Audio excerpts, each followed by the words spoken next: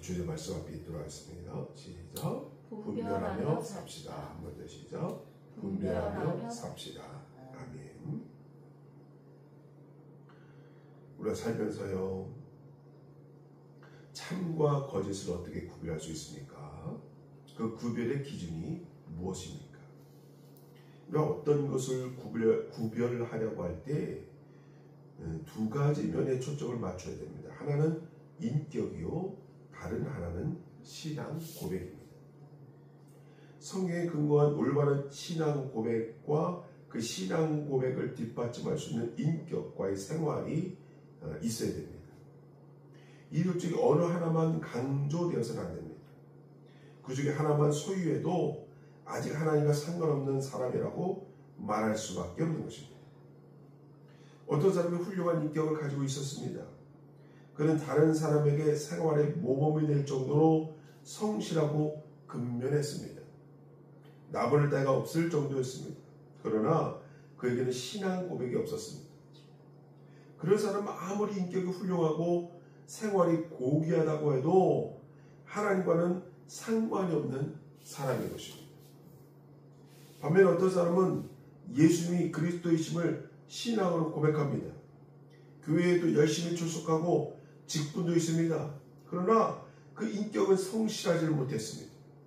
자기 중심적이고 자기에게 손해가 조금 나는 것 같으면 참지를 못합니다. 이중적으로 삽니다.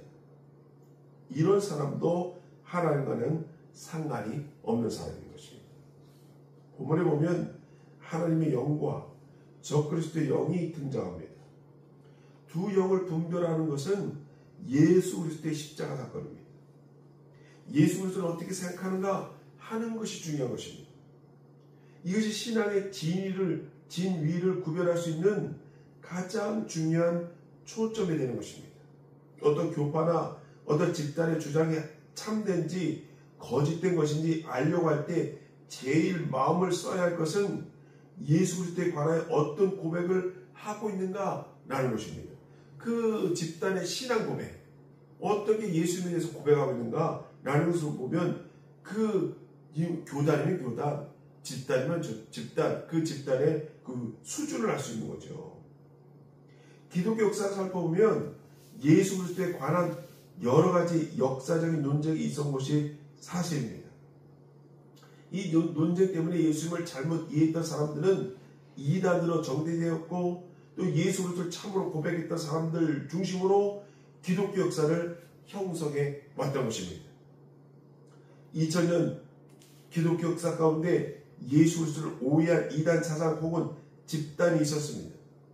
그 세월이 흐르는 동안에 진리가 아닌 집단은 그대로 사라지고 말았습니다.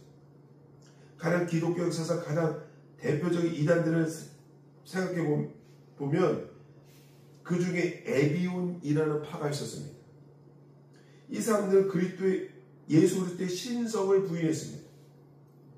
이 사람들은 본래 유대인 출신으로 나중에 기독교로 개종한 사람들입니다. 근데 유대교는 철저한 유일신 사상에 근거하고 있습니다. 그래서 여호와 하나님이 유일한 신이라는 데는 아무런 의의가 없습니다. 그러나 예수 그리스도가 어떻게 하나님이 될 수 있는가 하는 데 대해서는 인정하지 않았습니다. 결국 이들은 예수 그리스도의 신성을 부인하는 오류를 범하고 이단이 되었습니다. 그리고 노스틱파라는 그런 부류가 있습니다. 노스틱파. 사도 요한이 오늘 주신 말씀에서도 거짓 영들이 있다고 말할 때 아마 제일 먼저 염두에 두고 말한 이단이 이 노스틱파라고 봅니다. 이 노스틱파에서는 이원론을 주장합니다. 영혼과 육신이 있는데 영혼은 거룩하고 육신은 추하다고 생각했습니다. 그러므로 어떻게 성자 예수님이 추한 육신의 옷을 입을 수 있겠는가? 예수님은 거룩하신 분이시기 때문에 영에 속한 분이시고 육신과는 상관이 없다라고 주장했습니다. 그러니까 이 사람들의 이론대로 하면 예수님이 십자가에 못 박히셨지만 영이시기 때문에 그에게는 아무런 고통도 없다라고 주장했습니다. 그리고 아리안파가 있습니다. 알렉산드리아의 감독이었던 알렉산더가 반박한 이단으로 아주 유명한 파였는데 본래 아리우스라는 사람이 이끌던 그러한 파였습니다. 한마디로 말해서 예수 그리스도는 하나님의 피조물이라고 주장했습니다. 예수 그리스도는 단지 하나님의 피조물 중에 최초의 존재로 주장을 했습니다. 그러니까 예수 그리스도는 다른 피조물이나 다른 인간 모델은 훨씬 우월한 존재이면서 또 많은 신 가운데 하나로 간주될 수 있지만은 결국 성부 하나님과 동등한 차원에서 생각할 수 없고 창조주 하나님에 의해서 피조된 피조물이라고 주장했던 것입니다. 오늘날 여호와의 증인이 이와 똑같은 주장을 하고 있다고 합니다. 여호와의 증인, 이 여호와의 증인의 그 본류의 그 교리가 이 아리안파에서 나왔다고 합니다. 이것은 주 325년에 니케아 종교회에서 잘못된 가르침으로 정대되었습니다. 그런데 여호와의 증인은 그것을 그대로 본받아서 따르고 있는 거예요. 그리고 아폴리네리안파가 있습니다. 이 파는 그레고리 나지아 주스라는 사람이 아리우스 교리를 반박하면서 나왔습니다. 라오디게아의 감독이었던 아폴리네리우스라는 사람은 이 사람에 의해서 체계화된 교리입니다. 이들은 아리안 교리를 반대하다가 결국 다른 극단에 빠지게 되었습니다. 이 아폴리네리안파에서도 예수 그리스도의 인성을 부인합니다. 그리고 네스토리안파가 있습니다. 이 네스토리안파에서는 예수 그리스도가 완전한 신이시고 완전한 인간이라는 양성의 진정한 연합을 부인합니다. 결국 예수 그리스도를 마치 이중인격적인 존재로 괴물처럼 만들었습니다. 그래서 주 431년 에베소 종교회에서 잘못된 가르침이라고 이단이라고 정죄되었습니다. 이런 잘못된 가르침이 주장하는 것을 살펴보면 모든 이단들은 예수님의 신성을 부인했든지 아니면 참으로 사람 되심을 예수님의 인성을 부인함으로 잘못된 가르침으로 왜곡된 것을 볼 수가 있는 것입니다. 이런 교리적 곡해 현상은 옛날만 그런 것이 아니고 오늘날도 이단이 생겨나고 있는 것을 보면 알 수 있죠. 우리 대한민국 보세요. 참 여러분 놀라운 것이에요. 2024년 12월 3일에 구테타가 일어났잖아요. 근데 그 근간에 누가 있었냐? 우리가 지금 특검에서 드러나지만은 통일교가 있었잖아요. 통일교가 제가 예전에 한번 말씀드렸지만 통일교가 윤석열을 만들었다니까요. 또 누가 있었냐면 신천지가 있었어요. 신천지가 통일교와 신천지가 같이 윤석열을 대통령 후보로 만든 거예요. 그리고 결국 우여곡절 끝에 윤석열이 대통령이 됐잖아요. 만약에 윤석열이 쿠데타를 성공했다면 통일교와 신천지는 어마어마한 교세를 얻었을 거예요. 그들이 어떤 행동을 해도 윤석열이 다 눈 감아줬을 거예요. 자기의 정권에 큰 영향을 주고 도움을 줬기 때문에 그들의 기득권을 그들에게 많은 그러한 기득권을 줬을 거예요. 그러한 많은 행사와 또한 그러한 사업권도 줬을 거예요. 그런 것 지금 드러나고 있지 않습니까? 지금 저 캄보디아에 통일교가 지금 사업을 하고 있는데 거기에 3배가 넘는 차관을 빌려줬다고 해요. 우리나라 보통 차관이라는 건 뭐예요? 빚이 빌려주는 돈이거든요. 예전에 캄보디아에게 줬던 그 차관의 3배가 넘는 돈을 빌려줬다는 거예요. 근데 그냥 빌려준 게 아니고 통일교를 통해서 빌려줬다는 거예요. 그러니까 그 돈이 다 어디로 가겠어요? 나중에는 결국 통일교 재단으로 다 들어가는 거예요. 통일교 사업으로 다 들어가는 거예요. 자, 그런데 그것을 하나님 막으신 거예요. 영적으로 보면은 이 쿠데타는 이 통일교와 신천지가 벌인 것을 하나님께서 막으신 거예요. 놀라운 일이죠. 놀라운 일이죠. 그리고 또 드러나는 게 뭡니까? 우익들의 지금 보면은 우리나라에도 그 교회 우파들이 있거든요. 교회 내에서도 우익이 있어요. 근데 이 우익들이 누가 손잡았냐면은 미국의 우파 교회하고 또 그 손잡은 거예요. 마가라고 그러죠. 마가라는 그 트럼프를 지지하고 있는 세력 중에서 그 우익 세력, 교회 세력이 있어요. 우익 세력과 우리 우익 세력과 손을 잡고 있다고 합니다. 저는 몰랐죠. 근데 그런 거 드러나고 있잖아요. 그리고 그런 것이 또 일본도 기독교였거든요. 일본, 미국, 대한민국 우익들에 의해 교회 세력에 의해서 지금 윤석열이 지원을 받아 대통령이 된 거예요. 그러니까 통일교, 신천지, 대한민국의 우익교회들 그런 교회들이 다 윤석열을 만들어 놓은 거죠. 근데 하나님께서 그를 영적으로 보면은 다 막으시는 거죠. 딱 막아서 아주 구테타를 성공할 줄 알고 구테타를 일으켰는데 그게 딱 막히고 하나씩 정리되면서 특검을 통해서 다 드러나니까 통일교가 나와요. 또 친천지가 나와요. 또 한국의 교회인데 우익교회들이 자꾸 나오는 거죠. 예. 그러면서 엄청난 일이 벌어지고 있잖아요. 드러나고 있잖아요. 이런 것들이 우리 대한민국에 보면은 마이너스인 것 같은데 참 불행한 일 같은데 한편으로 보면 그런 것들이 드러나면서 이들의 악한 적그리스도죠. 순수한 교회로 보면은 그러한 세력들은 우리 한국 전통교회에 있어서는 적그리스도인 거예요. 만약에 윤석열이 구테타를 성공했으면 통일교회가 엄청난 그런 특혜를 얻었을 거예요. 신천지가 엄청난 특혜를 얻었을 거예요. 한국 우익교회들이 지금 정광훈이 부산에 그 세계로교회 나오더라고요.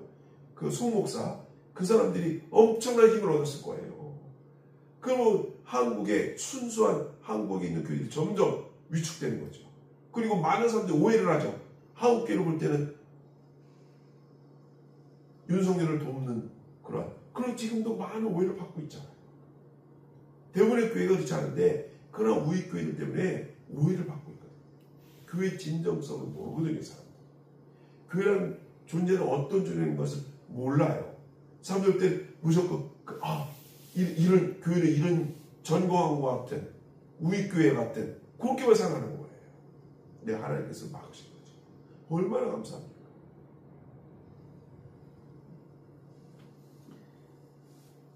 이런 잘못된 가르침이 주장하는 것을 살펴보면 모든 이단들은 예수님의 신성을 부인했든지 아니면 참으로 사람 되심을 부인함으로써 잘못된 가르침으로 왜곡되었던 것을 볼 수가 있습니다. 이런 교리적인 곡해 현상은 옛날만 그런 것이 아니고 오늘날도 이단들이 생겨나고 있습니다. 예를 들어 문선명의 통일교, 또 이만희의 신천지, 또 박태선의 전도관 이런 사람들. 예를 들어 박태선 씨가 이끌던 전도관을 보십시오. 박태선 씨는 본래 장로교회의 장로였습니다. 그 은혜를 받았다고 하면서 이상한 말을 주장하니까 당시에 많은 사람들이 그를 따라 나섰습니다. 또 문선명 씨가 이끌은 통일교도 그 중에 하나입니다. 처음에는 성경을 가르치고 강의하더니 나중에 통일 원리를 성경 대신 강론을 했어요. 또 피가름이란 말을 써서 자기는 하나님으로부터 피가름을 했는데 자기와 피가름을 해야 구원받는다고 해서 많은 멀쩡한 가정들이 파괴하고 문선명을 따른 것을 알 수가 있습니다. 겨울 통일 교인들의 피를 빨아 엄청난 재산을 가진 지금 통일의 재벌이 됐어요. 많은 기업들을 가지고 있어요. 구원파도 그렇고 신천지도 그렇고 하나님의 교도 그렇고 그 수를 세하기가 어렵습니다. 우리는 정신 차리고 조심해서 말씀대로 분별할 줄 아는 지혜가 꼭 필요한 줄 아시기 바랍니다. 그 사도 요한은 간곡히 말합니다. 요한에서 4장 1절 말씀입니다. 함께 읽겠습니다. 시작. 사랑하는 자들아 영을 다 믿지 말고 우리 영들이 하나님께 속하였나 분별하라. 많은 거짓 선자가 세상에 나왔습니다. 이 말씀은요 2000년 얘기가 아니에요. 지금 현재의 대한민국의 얘기입니다. 사랑하는 자들아 영을 다 믿지 말고, 이 영은 뭡니까? 가리키는 영이에요. 우리의 영향을 끼치는 영들이에요. 영을 다 믿지 말고 그 오직 영들이 하나님께 속하였나 분별하는 거예요. 테스트해보라는 거예요. 많은 거짓 선지자가 대한민국에 얼마나 많이 나왔습니까? 지금 말한 것처럼 제가 얼마나 많은 이단들이 대한민국에 많이 나옵니다. 교회도 성장했지만 이단들도 성장했어요. 엄청난 성장으로 우리가 알지 못하게 정권에 또 정치에 영향을 끼치고 있다니까요. 우리가 그래서 구분을 잘해야 됩니다. 하나님께서 작년에는 쿠데타를 막아주셨지만 앞으로 또 그런 일이 벌어지지 말란 얘기 없거든. 말란 이유가 없거든. 때문에 우리는 정신을 차리고 깨어 있어야 되는 거예요. 대한민국 교회는 깨어 있어야 돼요. 한국 교회는 할 일이 너무 많거든요. 통일도 앞으로 해야 되잖아요. 저 북한 사람들도 성도로 만들어야 되잖아요. 세계에 나가서 또 복음을 전해야 되잖아요. 한국 교회가 얼마나 할 일이 많습니까? 그러니까 이 거짓된 욕에 속아 넘어가서는 안 돼요. 그러면 성경의 포괄적 교리를 이해하려는 그리스도인들은 어떻게 예수 그리스도를 고백합니까? 이단을 가려내려는 가장 중요한 초점은 기독론입니다. 기독론이라는 것은 예수님을 가리키는 그런 이론이에요. 예수님께서는 제자들을 3년 동안 훈련시키셨어요. 그리고 십자가 죽음이 가까웠을 때 3년 동안 훈련과 교육을 시켜왔던 제자들에게 마지막으로 졸업 실험 문제와 같은 문제를 내셨습니다. 어떻게 내셨습니까? 그들에게 예수를 물으셨습니다. 사람들이 나를 누구라 하느냐? 이 시험 문제 하나예요. 사람들이 나를 누구라 하느냐? 그래서 뭐예요? 제자들의 신앙 고백을 테스트하는 거예요. 제자들의 신앙 수준을 테스트하는 거예요. 사람들이 나를 누구라 하느냐? 기독교에서는 예수님께서 무엇을 가르쳤느냐 하는 물음보다도 예수님은 누구신가? 라는 물음이 더 중요한 줄 아시기 바랍니다. 예수님의 가르침을 통해서 구원받는 것이 아니라 예수 그리스도로 말미암아 구원을 받는 것이기 때문입니다. 예수님의 말씀을 아무리 많이 알아도 예수님이 그리스도심을 믿지 않으면 구원받을 수 없다는 것을 아시기 바랍니다. 요한복음 3장 36절 말씀입니다. 함께 읽겠습니다. 시작. 아들을 믿는 자는 영생이 있고 아들을 순종치 아니하는 자는 영생을 보지 못하고 도리어 하나님의 진노가 그 위에 머물러 있느니라. 아멘. 성경에 아무리 지식이 많아도 그 마음 가운데 아들을 믿는 자 영이 있어야 할 줄 아시기 바랍니다. 그래야 구원받는 거예요. 아무리 지식이 차고 넘쳐도 하나님을 믿는 그 영이 없으면, 믿는 믿음이 없으면 구원받지 못하는 거예요. 예수님이 제자들에게 사람이 나를 누구라 하느냐? 그랬을 때 사도 베드로는 예수님은 하나님의 아들이요 우리를 구원하실 구세주라고 고백하잖아요. 그게 정답인 거죠. 우리도 마찬가지예요. 하나님께서는 우리를 물으실 겁니다. 예수님 누구냐? 나를 구원하시는 구세주이십니다. 라고 고백할 줄 아시기 바랍니다. 그것이 정답인 거예요. 믿음의 정답인 거예요. 예수님 말씀을 아무리 많이 알아도 예수님을 그리스도를 믿지 않으면 구원받을 수 없다는 것을 아시기 바랍니다. 그래서 본문에서 적그리스도의 영과 하나님의 영을 구별하는 가장 중요한 초점은 예수님을 어떻게 생각하느냐라는 것을 중요한 줄 아시기 바랍니다. 이 시간 함께 기도하기 원합니다. 주님, 예수님 나의 구세주신 것을 고백합니다.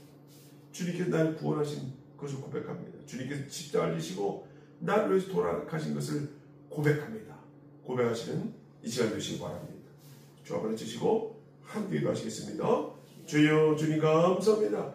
주님 붙잡아 주시며 감사합니다.